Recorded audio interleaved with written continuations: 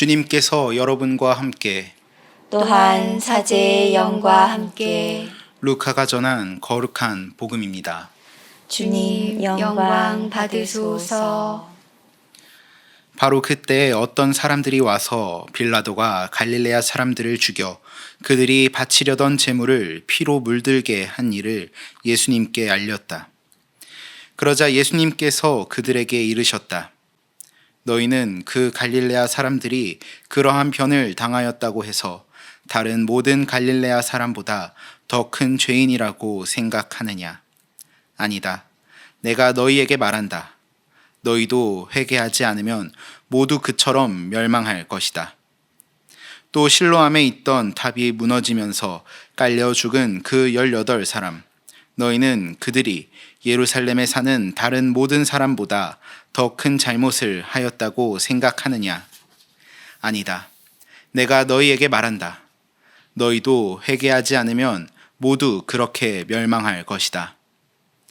예수님께서 이러한 비유를 말씀하셨다.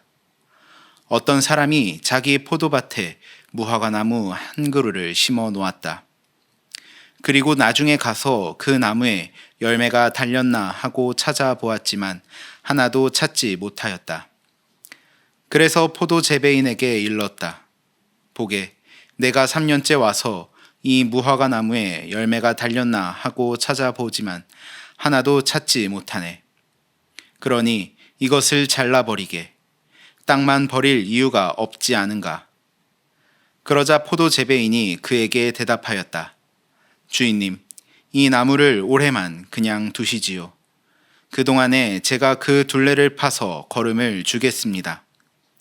그러면 내년에는 열매를 맺겠지요. 그렇지 않으면 잘라버리십시오. 주님의 말씀입니다. 그리스도님 찬미합니다.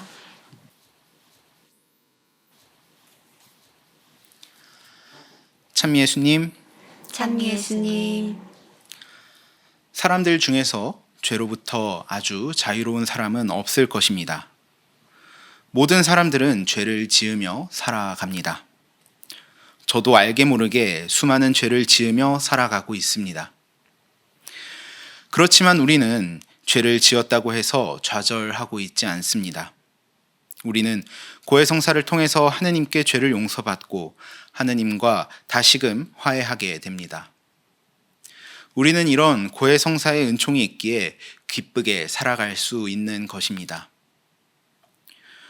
오늘 복음 말씀에서 예수님께서는 죄와 회개에 대해서 말씀하고 계십니다. 어떤 사람들이 예수님께 다가와서 예수님께 빌라도의 죄를 고발합니다. 그렇지만 예수님께서는 오히려 사람들을 다그치는 모습을 보여주고 계십니다. 너희들도 모두 똑같은 죄인이며 회개하지 않는다면 똑같이 멸망하게 될 것이라 하고 말씀하십니다. 이어서 예수님께서는 포도밭에 심긴 무화과 나무에 대한 비유를 말씀하십니다. 무화과 나무는 3년째 열매를 맺지 못하고 있습니다. 그러자 포도밭의 주인은 그만 무화과 나무를 잘라버리려 합니다. 여기에 지배인은 한 해만 더 지켜보자 말하고 있습니다. 그리고 내년에도 열매를 맺지 않는다면 나무를 잘라버리라고 이야기하고 있습니다.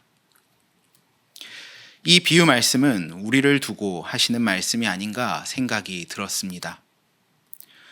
우리는 인간이기에 죄로 빠지는 경향을 가지고 있습니다. 이는 어쩔 수 없는 것입니다. 그렇지만 우리가 회개라는 열매를 맺지 못하고 그저 습관적으로 죄를 지으면서 살아갔던 것은 아닌지 우리가 성찰해 보게 됩니다. 끊임없이 죄를 지으면서 우리는 점점 죄에 무뎌졌던 것은 아닌지 살펴봐야 할 것입니다. 열매를 맺지 못하고 그저 땅의 지력만을 뽑아 먹으며 살았던 무화과 나무처럼 살아서는 안 될 것입니다. 무화과 나무가 회개라는 열매를 맺도록 우리는 성찰과 반성 등의 걸음을 줄 수 있어야 할 것입니다.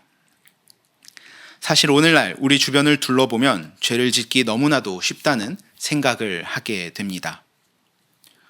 우리가 눈을 조금만 돌리면 죄를 짓도록 유혹하는 것들이 너무나도 많습니다. 인터넷에 들어가 보면 서로 편을 갈라서 싸우기 급급한 모습들을 쉽게 찾아볼 수 있습니다. 정치적인 이념, 성별, 나이, 종교 등으로 서로 편을 나누고 상대방을 향해서 비난을 쏟아놓는 장면을 우리는 쉽게 찾아볼 수 있습니다. 그러면서도 서로 상대방을 이해하려는 노력은 조금도 하지 않는 것을 알 수 있습니다.